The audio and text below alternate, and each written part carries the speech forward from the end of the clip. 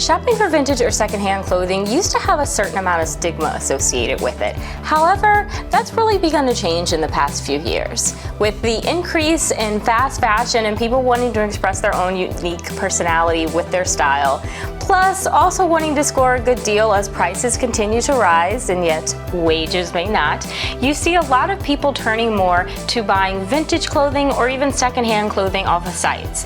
However, with the increase of people shopping these sites, there has been a corresponding problem that has appeared. Due to the rise in super fakes, it's a lot harder to even know if what is in the store is actually real or whether it's a fake.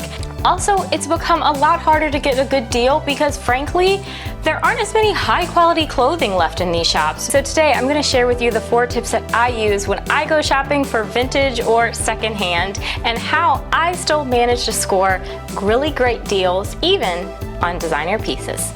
My name is Adrielle. I'm an American who lives in Paris. Let's get into it.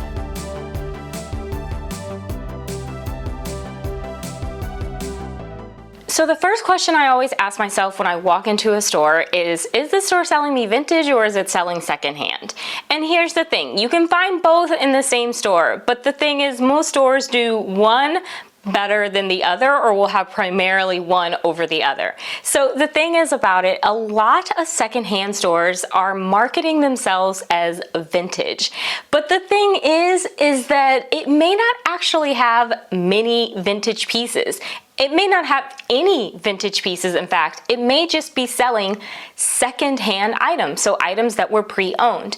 And while a vintage store is always going to be selling secondhand items because it's vintage, a secondhand store is not necessarily going to be a vintage store. And so that's one of the first things you need to do when you go into a store is try to figure out, is this store selling me vintage or is this store selling me secondhand? It can be pretty easy to tell this, okay? So first and foremost, you have to think about the definition of vintage clothing. Vintage clothing is generally anywhere from 20 years older to 100 years old. So first and foremost, when you walk in, if you go to if they have like a section in the store that maybe has luxury pieces and they have, you know, maybe a specific section like that that's kind of, you know, behind the counter, something like that, walk up and say, you know, do you know how old this piece is? Do you know kind of the history of it? A lot of times an authentic vintage store will in fact be able to give you the history of the pieces that are in the store, okay? So definitely keep that in mind. And you wanna know this because this is gonna help you decide, frankly, whether or not you really even wanna be in that store. Another reason you really wanna find out whether a store is vintage or secondhand is because if a store is selling mainly vintage pieces, there are a lot of considerations when it comes to how those pieces have been stored, okay? When it comes to vintage clothing items, because they are often made with natural materials such as silk, wool, etc., if those items have been stored in, for example, a damp store, you're gonna find that the clothes have a certain amount of mildew maybe smell to them or a musty smell, and maybe you don't want that. I mean, I know I certainly don't want that out of my vintage clothing. So as a result, that's something to consider. Again, when it comes to vintage shoes, I personally don't tend to buy vintage shoes, but I know a lot of people do. Vintage shoes, there's the ability for there to be dry rot in the shoe. So if it's a boot, you might not know until you get it home and stick your foot in it and then try to take your foot out at the end of the day. Oops, that boot is suffering from dry rot. And the problem is you don't want to, for example, get some sort of infection from what is happening inside of that shoe. Once I was in New York with my mom, we were in a vintage store and she had me putting on a silk dress and she was like, that silk dress is beautiful. And yet once we tried to unzip it, all of a sudden the dress just kind of started ripping in places. And my mom was like, oh, this dress is suffering from silk rot. I was like, what's silk rot? Silk rot is basically what happens when silk hasn't been properly stored and maintained.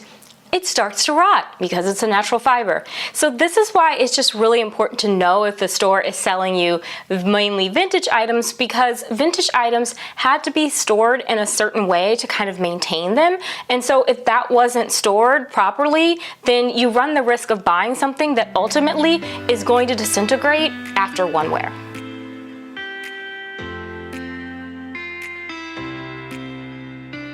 The next tip I want to offer you is that you then want to find out, is this secondhand store selling me quality stuff, or is it just selling me fast fashion? Unfortunately, a lot of what's being sold in secondhand stores, including secondhand stores that call themselves vintage stores, and unfortunately even some vintage stores, is just fast fashion. A lot of what you're seeing is sometimes these businesses will actually cut the label out of the clothing so you don't immediately know that it's fast fashion, or they might kind of remove any kind of trace or black things out with a black marker so that you don't know.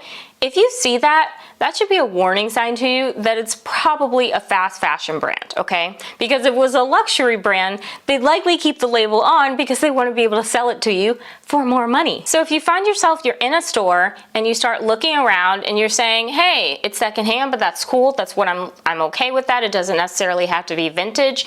And yet you start looking and touching the pieces and you're seeing that most of what's in there is actually fast fashion or just general mass market brands. Walk out. Wash your hands from it and just walk out and leave. Because why on earth would you pay even $3 for fast fashion, okay? You know it's going to disintegrate. It's in worse quality than what you could have bought at the store. It's just generally not going to be worth your time. Now, there are also times when maybe you just don't even recognize the brand, right? Like there are times when I've walked into vintage stores and I didn't know the brand and I was sitting there wondering, is this fast fashion? Is it not? Well, you know what I do? I start Googling. I start looking it up. Even if it's a brand that's been discontinued, it can be pretty easy sometimes to still find out a little bit about that brand and find out what it is and get to know a little bit about the history from just a simple Google search. Now, also, let's say that labels have been cut out of items. You know, maybe you're just not certain. You think it feels like good quality, you think it is, but you're not entirely certain. Well, if you remember that video I did a while back on whether something is good quality versus bad quality, I would actually recommend you apply the principles from that video to vintage shopping, because I personally do that all of the time when it comes to both vintage and secondhand shopping. Even if something is at a vintage store, it doesn't necessarily mean that it's good quality, right? It just means that it's old. So one of the things I always do when I go into vintage stores, secondhand stores, any store like that, is I really still look very closely at the quality of the piece. I look at the zippers, the stitching, etc. to find out, am I buying a good quality piece or am I not getting a good quality piece? Additionally, particularly when it comes to items that are vintage, you really want to make sure you're looking very closely at things like stitching and making sure that things are already coming apart, like there aren't any loose threads or kind of anything like that that might then cause and it result in like an additional cost when it comes to you actually, you know, eventually taking the piece home and wanting to wear it at some point.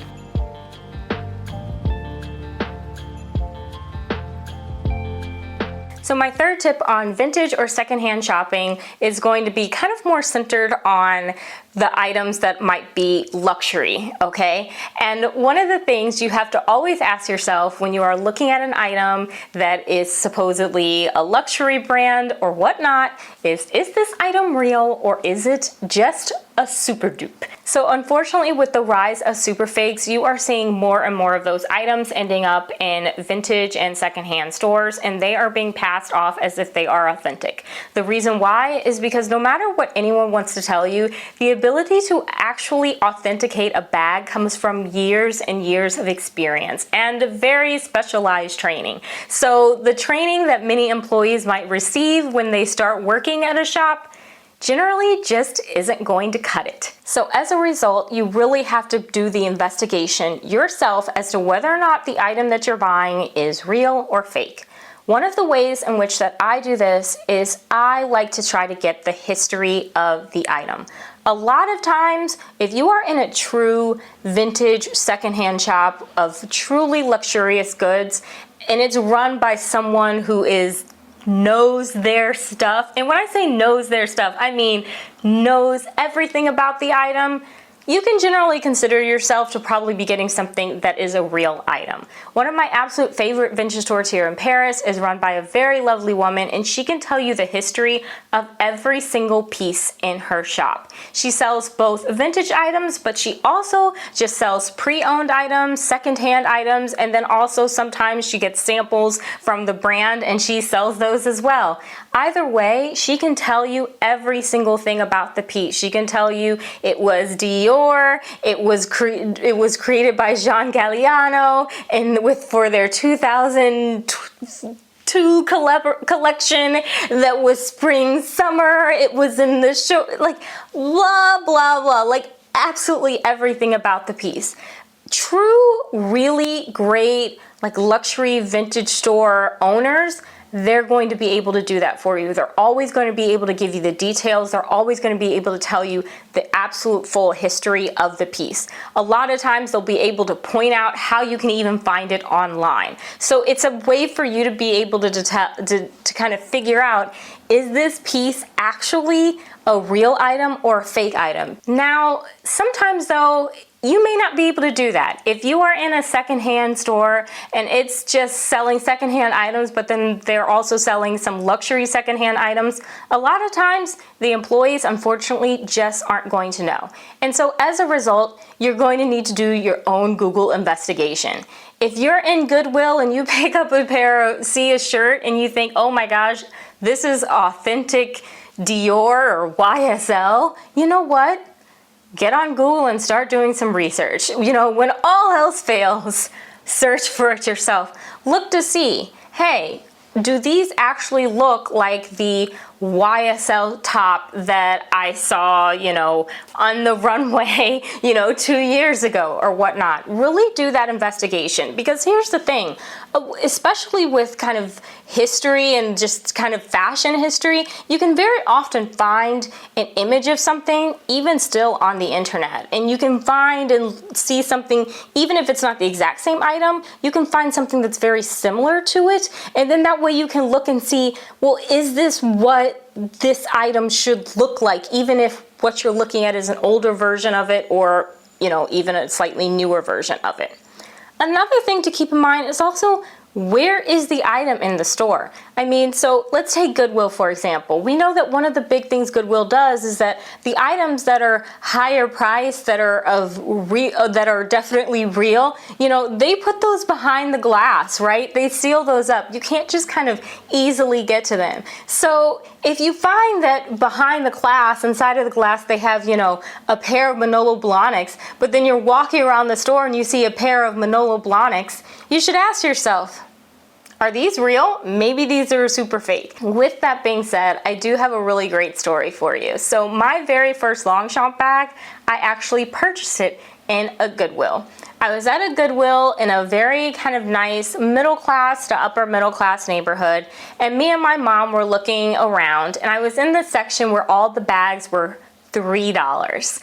And all of a sudden, I saw a Longchamp ticket hanging from a bag. So I grabbed the bag, and sure enough, opened it, looked at it, and I was like, oh my gosh, this is a Longchamp bag. And it still had the Longchamp tag still hanging from the bag. The bag was brand new. Now, before I got too excited, I got on the internet and I researched it really quickly. Is this Longchamp? I double checked it. I was like, this is crazy, because if it's real Longchamp, it's not behind the counter, and this Longchamp bag is definitely worth more than $3. Sure enough, it was a real and authentic Longchamp bag. What happened?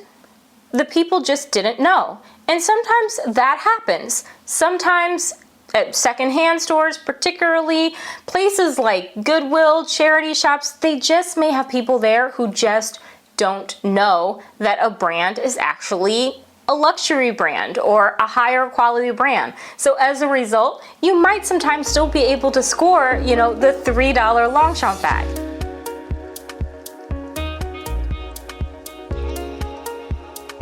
So the last tip I have for you when it comes to vintage shopping and secondhand shopping is, if you're looking at a piece and you're like, oh, okay, I do in fact think that this is real, I think this is authentic, Now you have to figure out if it's actually worth the price. So when you go shopping at a Paris flea market, one of the things you should always expect to see is someone selling a ton of Burberry trench coats, right? It will be someone who has a stall and they'll just have an unimaginable number of Burberry trench coats. And they're generally from the 80s or the 90s. And here's the thing, you may have the urge to splurge on that, but let me give you something to think about. One of the things that I've often noticed is what they will do is they might sell the insulated layer separate from the trench coat. Why? They're trying to get more money. And this is even if the trench coat came with the insulated layer. Or sometimes what they'll do is they'll have the trench coat with an insulated layer, but it's not the right insulated layer, right? They're selling you a short insulated layer instead of a longer one. These are just some of the small things sometimes that you'll see secondhand or vintage shops do that are a little bit not shady, but definitely not my brand of tea. Now, obviously, it's a whole lot easier to know whether or not you're overpaying for the brand if you already know something about the brand, right? And this is why I say that if you're going to be going out and you're going to do some luxury vintage or secondhand shopping, you really want to have a sense of what brands you're looking for, and maybe even specifically what items you're looking for. You really want to be able to gauge that, because it's going to be a lot more helpful for you in ensuring that you're not kind of taking on any unnecessary risk if you already know about that brand and you know what to expect. It's going to minimize the risk of your overpaying, and it's going to minimize the risk of your possibly getting something that is a super dupe or a fake. Also, it's going to help if you just know a little bit about fashion. So for example, if a store is selling you a piece and they're saying, oh, this is a runway piece, one of the things that's most important to know is runway pieces are not properly finished. Why? Because the goal is to just get them made and get them on the model so that the model can go down the runway. So as a result, it's often not finished super well, and so that's why you'll see loose threads and whatnot on a runway piece. On the flip side, a piece that has been in the showroom is going to definitely be much more well made, because the whole purpose is for it to be a bit more finished so that you can sell it to customers. So that piece is in fact going to be finished. Recently, for example, I purchased an Hermes scarf that was worn on the Hermes runway for one of their recent runway shows. And you know what? That scarf, it's the way it's finished is just with the little scissors that are you know, the little zigzag scissors that keep the fabric from ripping. The ends aren't finished, and yet it's still an Hermes scarf and it's an Hermes runway piece, and obviously I got a pretty good discount on it. So as a result, that's just one of the things you want to know and have a sense about when it comes to fashion, is what stage is a garment finished in. Runway, not finished completely.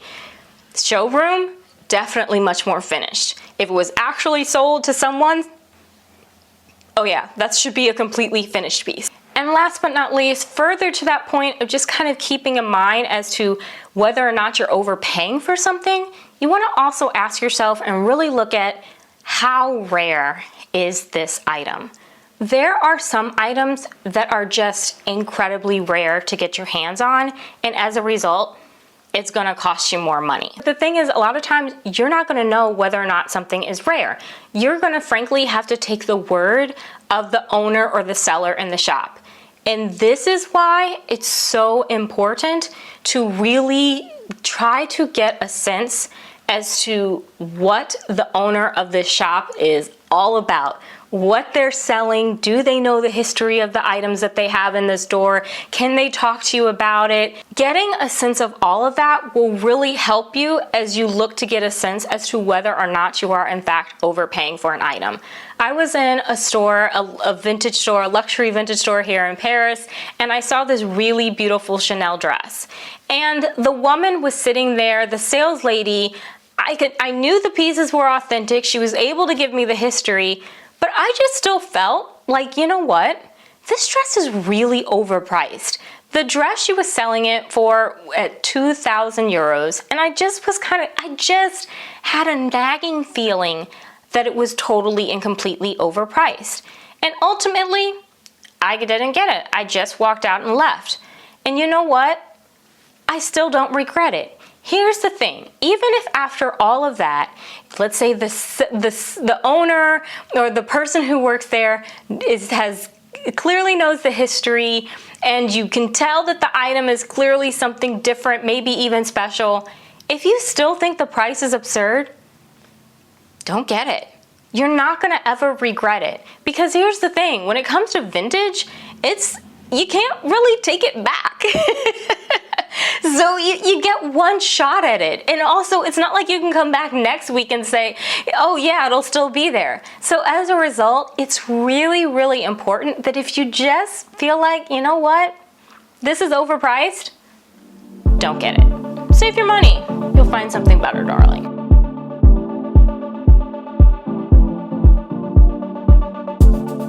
The last thought I really want to leave you with is that when it comes to vintage shopping, it's going to take you some time to really collect and figure out and ascertain the best places for you to be shopping for items locally.